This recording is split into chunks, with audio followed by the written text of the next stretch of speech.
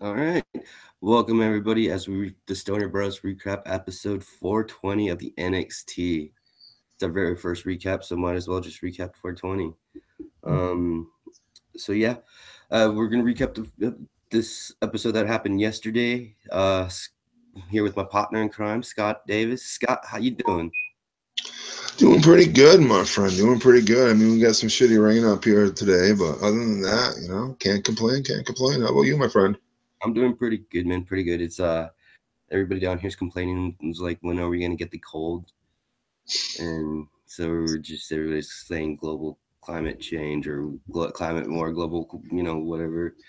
I'll trade them. I just say it's La Nina. La Yeah, Nina? that's what they're saying. Just hold on one second. Um, Yeah.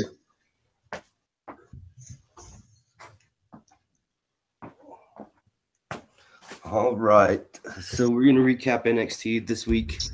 Um, like a regular NXT match. Oh yeah, before we start the recap, let's show what it is that we got. That is a pretty sack, my friend, and I don't say that very often to anyone.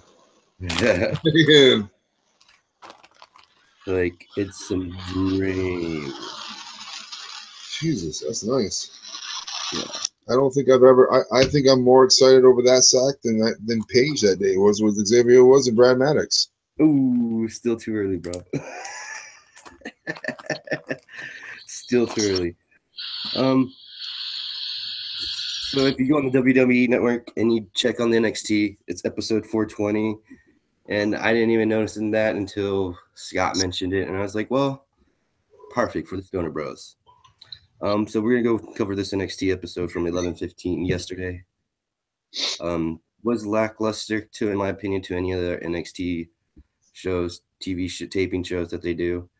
But we're gonna go match by match and go what's up. The first match was Street Profits versus Tito Sabatelli and Riddick Moss. Um, I'm a Street Profits. I like their gimmick. I like their gimmick. I understand the Sabatelli and Riddick Moss. They're ex-former football players, and they're doing their thing. So having the Maserati, because they used to play football and blah blah blah. So, what was your take on that? Honestly, like I told you, Jeff, I'm not a big fan of the Profits simply because of their gimmick. It's to me is a poor. They could have come up with a better gimmick for them that I think than reusing something that's been reused at least 3 times before. Primetime players, MVP, JT, and I can't remember who the guy that tagged up with JT was.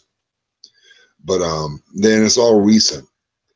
The other two there, man, I get the gimmick, I get the elite gimmick that they're doing, and I think they have an opportunity to be the top heel tag team in NXT.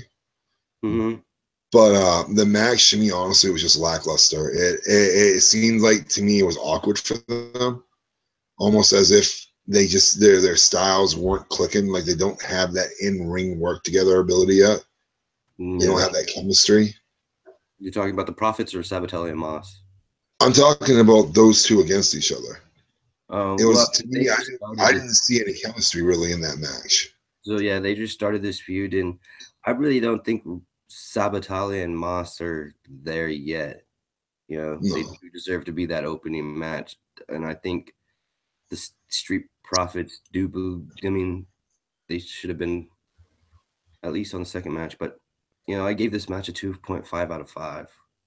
But in looking back at it, it should have been a 2. yeah, I agree with you on that one. I actually feel like we're being generous at giving that match a 2. Truthfully, I believe the only way you believe that match is anything more than a 2 then is if you're a face fan or a humanoid. One of the two. Yeah, I mean, it's just their gimmicks was good. I mean, everything was all good until the start of the match. Honestly, Yeah, just that match just made it lackluster, and that's why I gave. killer entrances. Yeah, I love the entrances. The entrances were cool. That was like the highlight of the whole match. Yeah. Then after that match, we had the video segment of Velveteen Dream and Aleister Black, and I gotta say, they did a pretty good job on that video segment. If you haven't checked, you should go check on the NXT. episode 420. We're gonna be saying that a lot, um, and I am kind of looking forward to this match, man. Velvet She Dream against Aleister Black at War Games Takeover. You know, I'm a Black fan. You know that. Mm-hmm. I like Aleister Black. I do. It says and the thing that got me about him wasn't even his in-ring ability. Was the first time I'd ever seen him was right at the beginning of his entrance. And to me, I was like, oh my God, that is fucking only creepy as shit. Yeah. But if you're a little kid, you're about pissing your fucking pants right now thinking Dracula's coming the fuck up or a dead man is. And then he just came down to the ring and he did his fucking business. And to me, that was impressive. You know, you don't see that very often today. And the way they've played this gimmick out, the way they've played this rivalry out is fucking.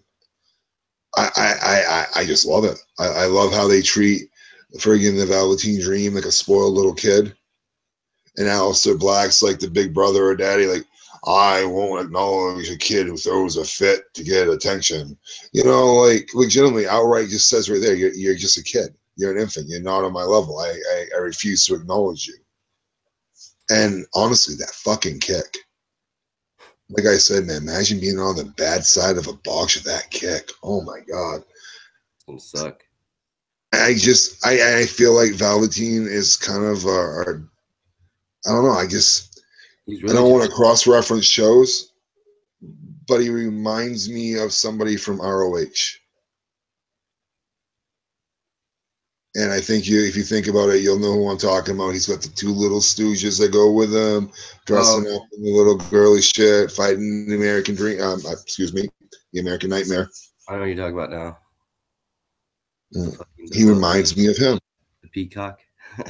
Yes, the Peacock Man of ROH. He Yeah. reminds me of him. Well, I don't Velveteen know. Dream, he's back in the Indies. He used to be a tag team partners with Leo Rush, and I was just like, whoa, that was. I mean, he was tag partners with Leo Rush. I mean, that's a good, pretty tag match, and and Leo Rush is talented, so that means Velveteen Dream is pretty talented, which he Oh is. yeah, He's really talented, and we're it'll gonna do be the a good match. we're gonna do the picks of the NXT Takeover Houston War Games. It's too many titles right there here later on the show and later on the episode, but we're gonna go into the next match, which was Sullivan versus Raul Mendoza. It was pretty much a squash match. Took Lars Sullivan about like 3 minutes. Gave him this. What was the name? He had a pretty cool name for Menendez or pretty. Mendoza, Yeah. No, something the Mendoza. Raul Mendoza. Yeah. But the finisher that Sullivan has, he has a pretty cool name for it. What is it called? Is that me or you? That's me. Okay, He said it was like ants or accidents happen or something like that. What's his finisher name? it's not my fault. Yeah. So it's Fucking okay. oh, that match, dude. That But fucking match, man. What a waste of fucking time. it was a squash Legitimately. match. That's not even the fucking word for it. Mendoza had what? 3 offensive fucking moves the whole match? Squashing. He fed Mendoza fed him like Thanksgiving feast. Like he was like Braun Strowman coming out there and handling Ellsworth. You know what I'm saying? Fuck. That match was just a waste.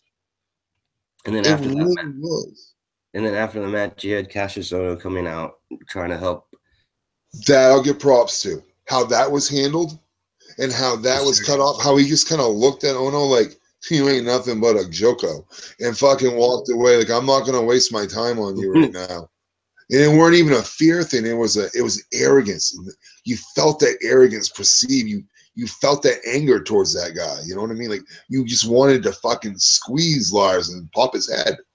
Like he was that arrogant with that. Yeah, that is true. It was cool. I like that how the ending happened.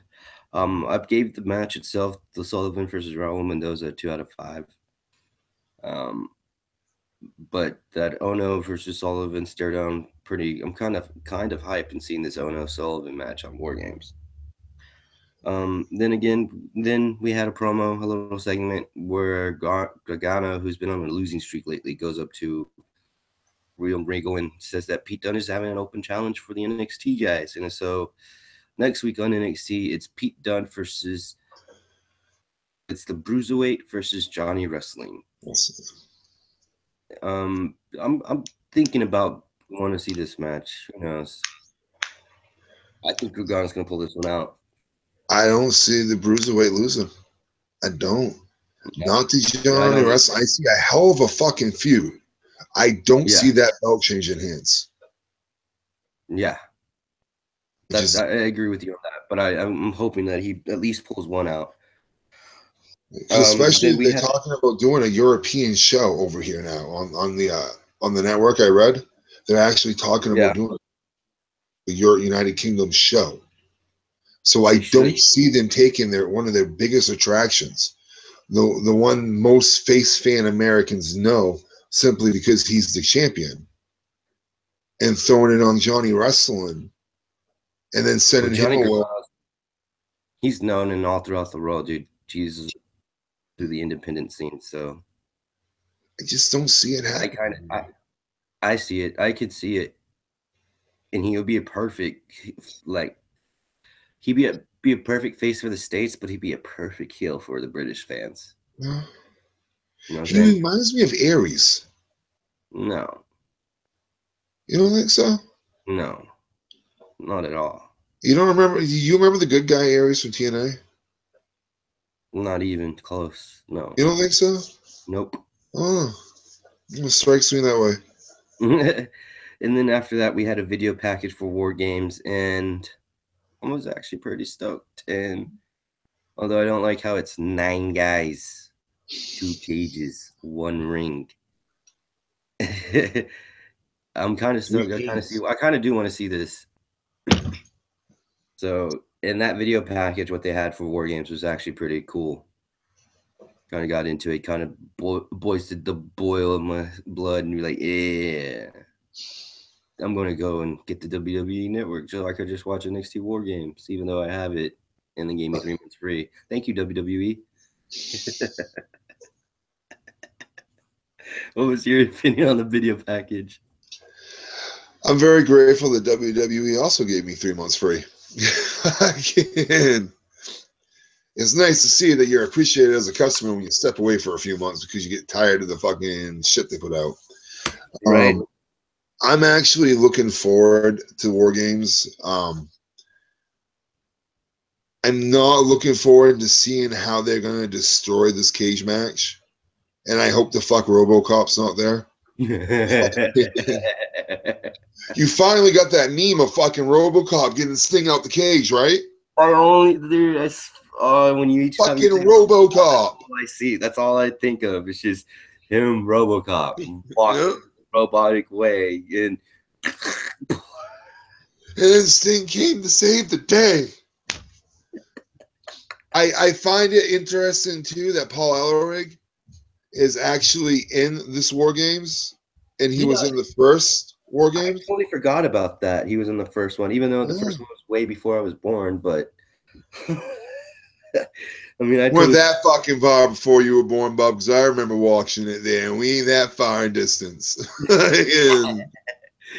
Yeah, but that's pretty cool that he's one of the original people from the very first one to be in practically the first War Game since it stopped. So I mean, that's pretty cool.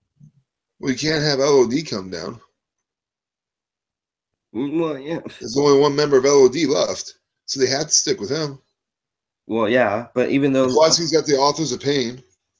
Even though you know what, Laurinaitis with Authors, Road Warrior with Authors of Pain, is it Road Warrior or is it Hawk? Hawk died. Animals Alive. Okay, yeah. Animals Laurinaitis, right? I believe so. Yeah, he's the one with the boy that played for the Rams. Yes. Yep. Yeah, that's Laurinaitis. That's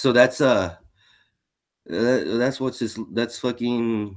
You realize that shows how strong of fans that we really are, don't you? That we know, first of all, that his son played for the Rams, and you know his last fucking name. Yeah. And And that means that they're related, like, because isn't it John Laurinaitis married to the Bella's mom, and Yep. man, that's a big, huge wrestling family right there. Just not thought of that.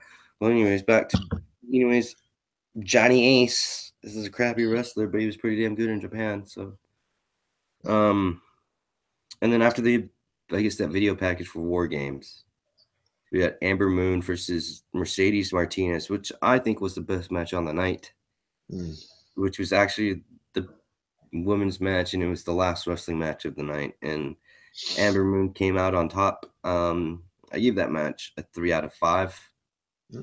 Lackluster. And then at the end, you had the ladies come out, and you had Kari Sane, Amber Moon, Peyton Royce, and Nikki Cross all just staring down at each other after I the have to wait on the daddies on the podcast.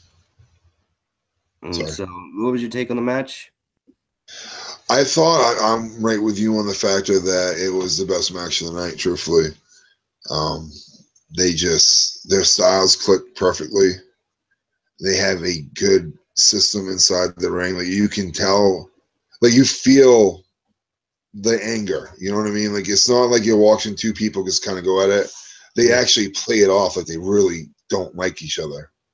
And I don't know. I'm a big Amber Moon fan. I like her, so I think she's just. I'm excited to see her get called up. I really am. I want to see her. I think they're gonna SmackDown will call her up, and I think she's gonna do exactly what Asuka's gonna do on Raw. I agree. What was your rating on the match? I gave it a 3, honestly. And then to close out NXT 420, we had Andre Stanyamas face to face with Drew McIntyre. It actually started with Drew McIntyre being in the ring, calling out Andre Stanyamas, and actually Selena Vega. She's telling her, or telling Andre Stanyamas to stop hiding behind her and all that, and come out and face him. And at the end, So she won't let you off the leash? yeah. And then all of a sudden, Cien Almas steps out. Vega stare downs McIntyre for like a good minute, and then here comes Almas, and they start battling down, brawling, and Almas does a hammerlock DDT on McIntyre, and that was it. And that's the end of the show. What was your opinion about that? How they ended the show? I feel like McIntyre got the shaft on that. I really do. I feel like if they were playing the true heel Drew like they used to, he would have fucking slammed her and he would have took him out. And he'd have got out of the ring, get away. I don't know what direction they're trying to do with McIntyre. I feel. I mean, I understand they're trying to turn him face. He is face. Okay, see, that was the last time I watched it. He was still a heel. That was the last time I was in on it. So, but truthfully, I don't know. I like a heel McIntyre. I like his attitude when he's a heel. I like how he handles his business in the ring. And when he's a face, he's just not as interesting to me. And I feel like they play him out way too weakly. To me, McIntyre's not a face to me, or nor heel. He's the tweener. Yeah. And I think there was a point. I think it happened in WCPW where Jimmy Connors like almost ended Drew McIntyre's career hard, like almost ended Drew McIntyre's career, and Jimmy Connors was just preaching and preaching and preaching about it, right? McIntyre goes in there and he does this awesome like truth promo shoot in the middle of the ring, and I think from then on, everybody got behind McIntyre, which turned him into a face. Right. You know what I'm saying? He was heel and he was great at it, because if you look at Evolve when he invaded with EC3 and all that, and Dustin, well, Chuck Taylor, they had this faction, and they was the heel, but once he almost broke his neck and he was on the sideline for almost a year, like almost in having his career ended, fans were behind him, excited, and he was right. So he's the tweener. He's one of those good perfect tweeners that he can be a heel, but he could be an face, and But what did you give the whole overall rating? Overall rating for the show, 2. Yeah, I gave it a 2.5 out of 5 because I had a bunch of 2 matches, and then the last part was a 3, 3 out of 5. Right. So it was a 2.5 out of 5 for me. The Uh, problem I have is the best part of the whole show were their promos. the video packages, exactly, yeah. That was their best part, and to me, that takes everything from the show away.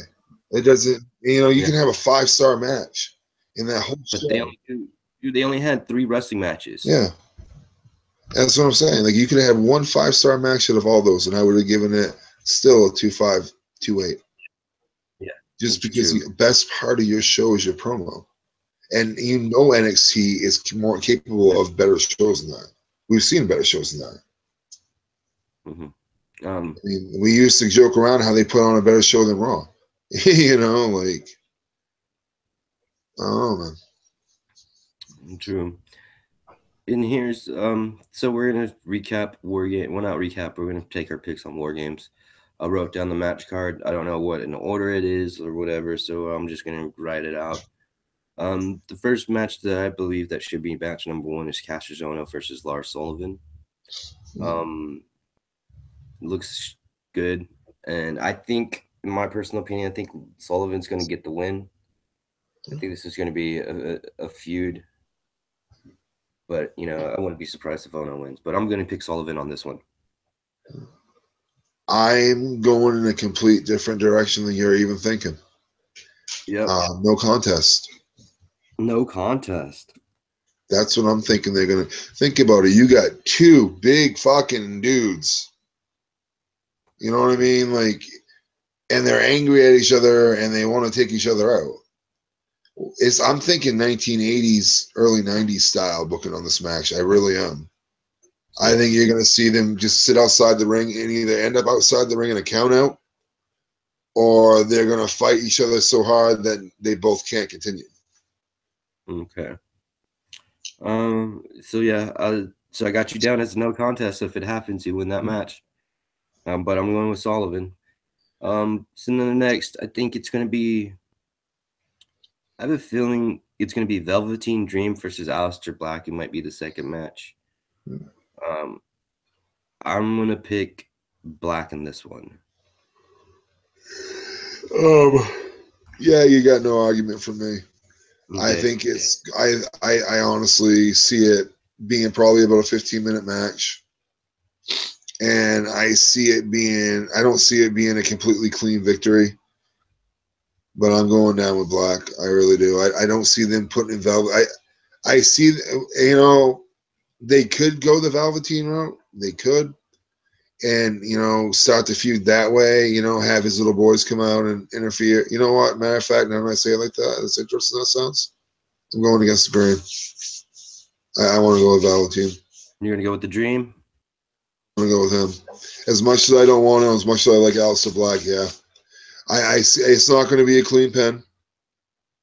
It's not going to be a clean victory.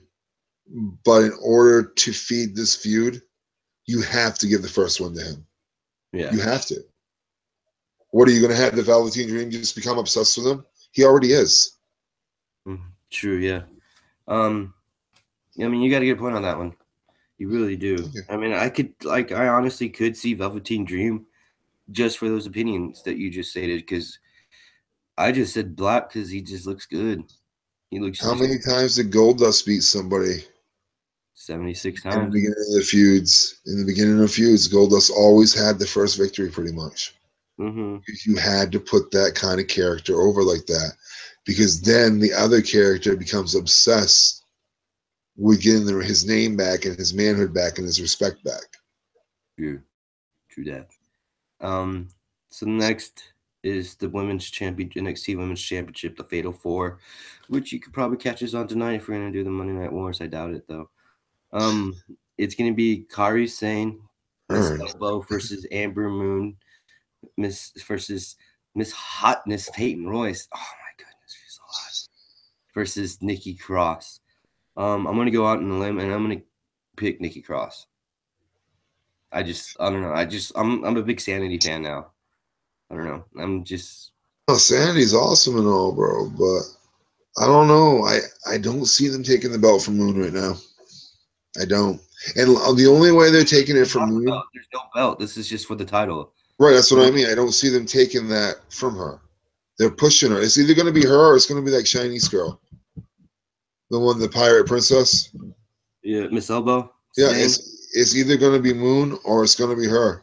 But I don't. For some reason, I feel like I'm leaning more towards Moon to have her and Moon have a feud.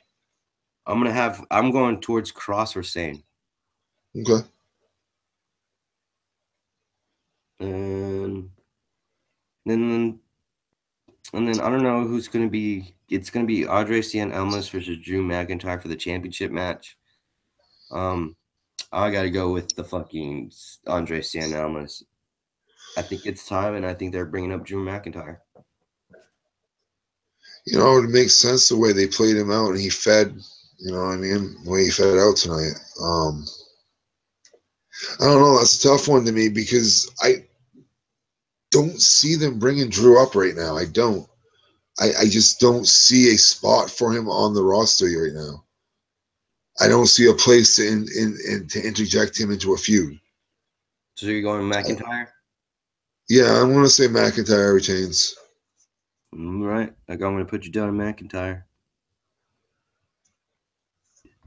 So we got you down for McIntyre, and then it's the that main event. I believe is just the War Games main event. We got the Undisputed Era, which is Cole, Fish, and O'Reilly versus Sanity versus Authors of Pain and Roderick Strong. Um, it's gonna be a good one, and I'm gonna go with the Undisputed Era. I just have that feeling, and I don't want to go with them. I want to go with Sanity here. I want to, but I just have this feeling about Cole, Fish, and O'Reilly, man. See, I feel like Sandy's close to a call up. You think I so? do. I do. I really do. Well, you got EY leading them, for Christ's sakes. I mean, he should have been on the main roster right from the get go. It baffles me why they bring these guys in from TNA that are actually decent wrestlers that could be put right to the main roster and put to use, and then just throw them in NXT and give them a little run. You know what I mean? It just baffles me. It's like we don't know who they are as fans. But I'm gonna go with the Authors of Pain. Actually, Authors of Pain and Roderick Strong. Wow. remember Elrig was he was in the first one, so it kind of would go with the nostalgic feel. Well, that's a pretty interesting pick. I mean, it seems like a good match to all Yeah. of them. So we're gonna check here, and I'm gonna post these picks on Twitter, and once we see who wins, we'll figure out a way to embarrass the losers. So, well, other than that, have this is our NXT recap 420. Tomorrow we're gonna do a live reaction on New Japan Pro Wrestling on Access TV. I'm a big, huge New Japan Pro Wrestling fan, so be stoked. I might not be looking at the camera a lot and be watching the TV a lot more. Um, Other than that, man, yeah, I'm pretty stoked. It's gonna be a good day. Gonna be a good day. Gonna be a good day. Scott, any last words? um, Pretty looking forward to tomorrow night. I'm not gonna lie. I just want to thank everybody that does tune in and watch our podcast. I know we're just a couple upcomers, but we really do appreciate people leaving us. You know, a couple of potheads like us. It's a big deal, you know. And Yeah, again, if you have anything or any questions or anything you'd like to address us at, you can address us at Stoner Bros on Twitter. You can address us here on the comments. We will read them, and or you can email us. We will get back to you. We promise you. It doesn't matter how many emails we get. We will email everybody back personally. yep, that is true. We will get back to you, and even though we might be assholes about it, we still love our fans. The low number of fans that we have, anyways. Hey, we appreciate every one of them, though. I got friends in low places, and that's all that matters. Right. So, other than that, we're gonna say goodbye. Catch us out tomorrow. When does New Japan come out on your side over there in the north? 8 o'clock. Okay, so it's 7 here. So that's when you're gonna catch us for the New Japan Pro Wrestling live reaction show on Access. Yeah, we're in 8 o'clock Eastern, 7 o'clock Central. It should be a good one. What are they doing this one? I honestly can't remember, to be honest with you. I haven't seen it since last week. Are they doing the Super Uh, Juniors? huh? Are they doing the Super? I hope they're doing the Super. Who was it? I think they were doing. I don't know, but I think it was one of those good I think it's the Zack Sabre Jr. versus Tanahashi match. I know Suzuki is going to be there. Is that Minoru Suzuki versus Goto? I think that was last week. I think that that was last week. Yeah, that was last week. So it's the week after that. It will be the week after September 29th. Okay. Because that's where they were at last week. Last week on Friday was September 29th episode. Yeah. Oh, and also if you want to check out some other old episodes of New Japan Pro Wrestling on Access, if you are an insomniac like me some nights, Access plays New Japan at 4 o'clock Central, 5 o'clock Eastern in the morning. So if you want to catch that, you can catch that. And they've been doing it lately. The last one that I caught was 2 days ago, and it was Minoru Suzuki against Kazuchika Okada. Man, it was greatness. And they redid the Shibata one where you see the accent with Shibata. And you know what? We should do a show about that one. All right. We should do a show I'm about that down. Shibata You know, Okada. you tell me a show to watch, bro. You know I'm going to watch it. You're the king of the indies. Yeah. So that would be it for tonight. We're doing a short broadcast. But catch us up with the live reaction shows here for pay-per-views, NXT takeovers, and New Japan on Access TV. And look forward to seeing our ugly mugs all weekend because we got a lot of freaking podcasts to do. Yep. And we're out of here. So peace, love, and happiness. Okada's the greatest, Rick. Okada's the greatest. Kevin Sullivan for 2018 Hall of Fame. Oh, and big shout out to Eric Bischoff for replying to my homeboy Scott. Yes, That was awesome. Big shout out to Mr. Stoner Bro himself, Matt Riddle.